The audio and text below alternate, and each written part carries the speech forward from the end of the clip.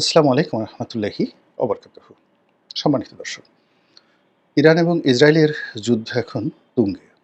এই যুদ্ধ সহসা বন্ধ হওয়ার কোনো উপায় দেখা যাচ্ছে না। বরং যে যুদ্ধ, সেই যুদ্ধে বিশ্বের পরাশক্তি আমেরিকা যদি অংশগ্রহণ করে এবং তারপর যদি সেটাকে সামাল দেওয়ার জন্য রাশিয়া, চীন ইরানের পক্ষে যুক্ত হয়, সেটা তৃতীয় বিশ্বযুদ্ধে রূপান্তরিত হবে। এই গেল এক।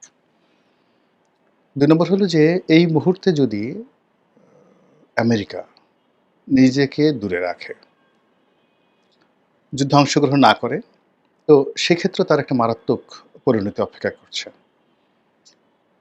পুরো মধ্যপ্রাচ্য জুড়ে তার কয়েকশো সামরিক ঘাঁটি রয়েছে এবং এ সকল সামরিক ঘাঁটি স্থাপনার মাধ্যমে তারা সংশ্লিষ্ট দেশে অধীনতামূলক মিত্রতা চালু করেছে লর্ড ডালহৌসির মতো।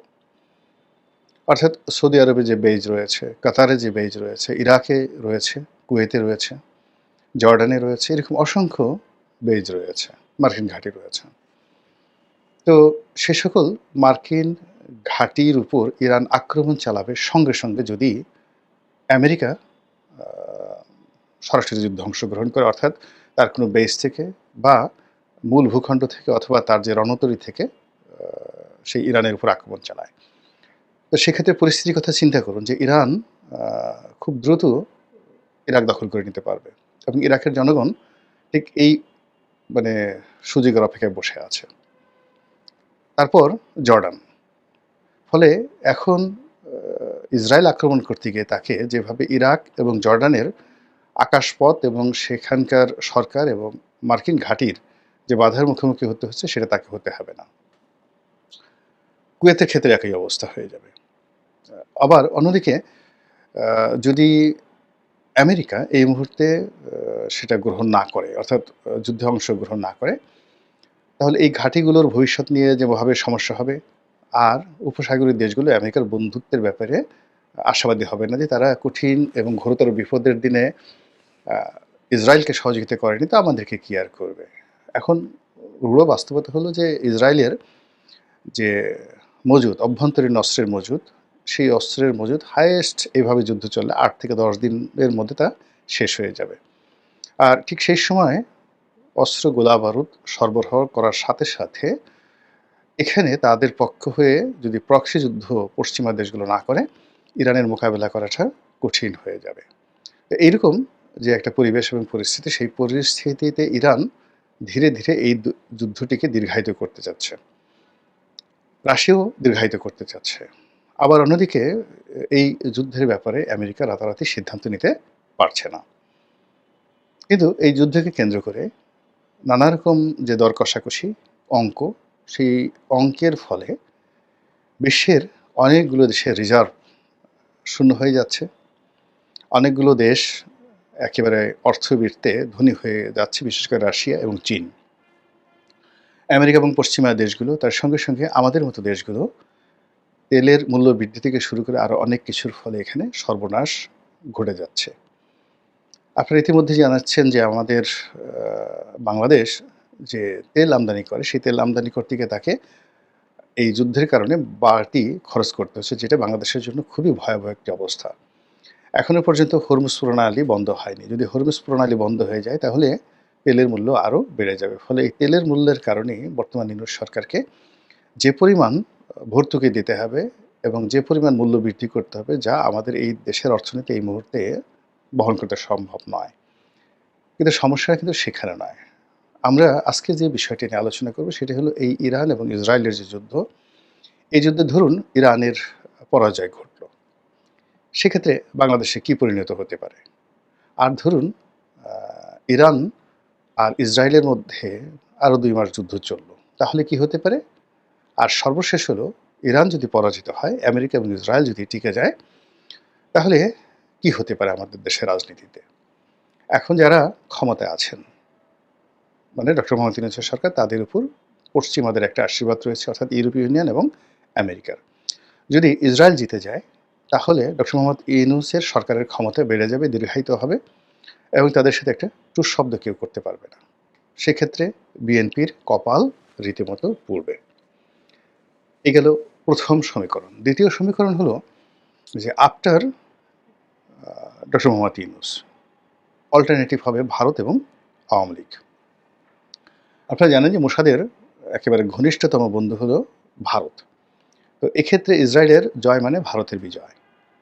আর ভারতের বিজয় যখন হবে তখন তারা সংগতির কারণে এখানে আওয়ামী লীগকে রাজনীতিতে পুনর্বাসিত করতে চাইবে, শেখ হাসিনাকে এখানে ঢুকাতে চাইবে, অথবা যারা ক্ষমতায় থাকবে সেটা ডক্টর মোহাম্মদ ইউনূস কিংবা বিএনপি, তাদের সবাইকেই সীমাহীন আনুগত্য দেখাতে হবে ভারতের প্রতি। এটা হলো ইসরায়েল যদি জয়লাভ করে। অন্যদিকে যদি ইরান জয়লাভ করে যায়, ইসরায়েল নেই, তো সেক্ষেত্রে যেটি হবে আমাদের এই অঞ্চলে ভারতের প্রভুত্ব কমে যাবে। আমেরিকা নড়াচড়া করতে পারবে না আগামী কয়েক মাসে, কয়েক মাস কেন বছরও। এই অঞ্চলে তার নিজের দেশে ট্রাম্পের বিরুদ্ধে মানে মানুষ রাস্তায় নেমে আসবে তার এই ভুল সিদ্ধান্তের জন্য, এবং আমেরিকান ইকোনমি তছনছ হয়ে যাবে যদি ইরান বিজয়ী হয়। আর সেক্ষেত্রে ডক্টর মোহাম্মদ ইউনূস এবং বর্তমান সরকারের নাম নেওয়ার মতো মানে কিছু থাকবে না, পালানোর মতো কোনো জায়গা থাকবে না। এবং পুরো পরিস্থিতি, ইরান বিজয়ী হলে পুরো পরিস্থিতি অটোমেটিক্যালি চীন, ইরান, পাকিস্তান এবং সেই সমীকরণে বিএনপির একেবারে নখদর্পণে চলে আসবে। এখন যেভাবে এশরাক নগর ভবন দখল করে সেখানে মেয়রগিরি করতে চাচ্ছে, আর তখন সারা বাংলাদেশ বিএনপি যেভাবে বলবে ওভাবেই হবে। এখন সেই সুযোগটি বিএনপি কীভাবে কাজে লাগাবে, তার জন্যই বিএনপিকে এখন থেকে প্রস্তুতি নিতে হবে, ভীষণ রকমভাবে প্রস্তুতি নিতে হবে যে যদি সুসময় আসে সেই সুসময়টাকে কীভাবে কাজে লাগাতে হবে। আপনারা জানেন যে পর্বতে ওঠার সময় যতটা না সমস্যা হয় তার চেয়ে বেশি সমস্যা হয় নামার সময়। সিঁড়ি উপরে ওঠার সময় যতটা সমস্যা, নামার সময় কিন্তু শরীর ইমব্যালেন্স থাকে, ভীষণ রকম ইমব্যালেন্স থাকে। ওঠার সময় মানুষ পড়ে যায় না, কিন্তু নামার সময় মানুষ পড়ে যায়। তো কাজেই বিরূপ পরিস্থিতিতে বিএনপি বলেন, আওয়ামী লীগ বলেন, যে কোনো দলে রাজনৈতিক বন্ধন থাকে সুদৃঢ় এবং সেই রাজনীতি কখনো ভেঙে যায় না।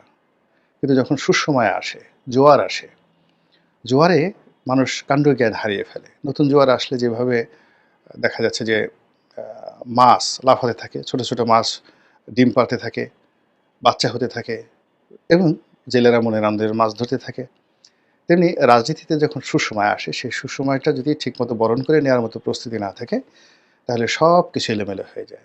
যেভাবে আগস্ট মাসের 5 তারিখের পর 2024 সনে এনসিপি, ছাত্র জনতা, ডক্টর মোহাম্মদ ইউনূস এবং বিএনপি, তাদের কারোরই একটু প্রস্তুতি ছিল না। ফলে সবাই মারাত্মকভাবে কিন্তু ক্ষতিগ্রস্ত হয়েছে দীর্ঘমেয়াদে। সেই তুলনায় জামাত তুলনামূলকভাবে তাদের প্রস্তুতি ছিল, তুলনামূলকভাবে তারা অন্যান্য রাজনৈতিক দলের চেয়ে ভালো আছে। তো কাজেই আবার যখন একটা সুযোগ আসছে বা একটা পরিবর্তন অনিবার্য, এই মানে ইরান এবং ইসরায়েল যুদ্ধের ফলে যে সমীকরণ আসে, সেই সমীকরণে কারোর জন্য গলার কাটা, কারোর জন্য ফুলের মালা, কারোর জন্য পৌষ মাস, কারোর জন্য সর্বনাশ। এখন যাদের জন্য সর্বনাশ তাদেরকেও সর্বনাশের জন্য প্রস্তুতি থাকতে হবে। যাদের জন্য পৌষ মাস তাদের জন্য পৌষ মাসের পিঠা, পুলি, পায়েস খাওয়ার জন্য তাদেরকে প্রস্তুতি থাকতে হবে। তো যেটা বলছিলাম যে যদি ইরান বিজয়ী হয় তাহলে পুরো পরিস্থিতিটি বিএনপির হাতে চলে আসবে। একেবারে অ্যাজ ইট ইজ, ইলেকশন হোক বা না হোক, রাজনীতি চলুক বা না চলুক, পুরো দেশের কর্তৃত্ব তাদের হাতে চলে আসবে এবং এটা বড়জোর 15 দিন থেকে 1 মাস থাকবে। যেভাবে আগস্ট মাসের 15 তারিখ থেকে সেপ্টেম্বর মাসের 15 তারিখ পর্যন্ত বাংলাদেশে এমন একটা পরিস্থিতি বিরাজ করছিল যে ওই সময় ইচ্ছা করলে যে কোনো মানুষ, মানে 3টে দল, সেটা এনসিপি, ডক্টর মোহাম্মদ ইউনূস, জামাত এবং বিএনপি, তারা ইচ্ছে করলে একে অপরের সাথে প্রতিযোগিতা করে নিজেদের অবস্থান সুদৃঢ় করতে পারত, কিন্তু তারা সেটা না করে জোয়ারের টানে যে যার মতো করে তারা নিজেদেরকে ভাসিয়ে দিয়েছে। ফলে আজ সবাই শক্তি হারিয়ে ফেলেছে এবং মূল ভূখণ্ড থেকে স্রোতে তাদেরকে এমন একটা জায়গাতে নিয়ে গেছে, ওখান থেকে পুনরায় আবার জোয়ার বা ভাটা না আসলে তারা কেন্দ্রে আসতে পারবে না। ধরুন চাঁদপুরের মাছ, সেটা জোয়ারের টানে একেবারে সেই জোয়ার তো বঙ্গর থেকে আসে, তো চাঁদপুর থেকে সোজা সেই চলে আসছে ওই যমুনা ব্রিজের ওখানে সিরাজগঞ্জে। এখন সিরাজগঞ্জ থেকে যদি আবার ভাটার টান না হলে তো সে যেতে পারবে না চাঁদপুরে।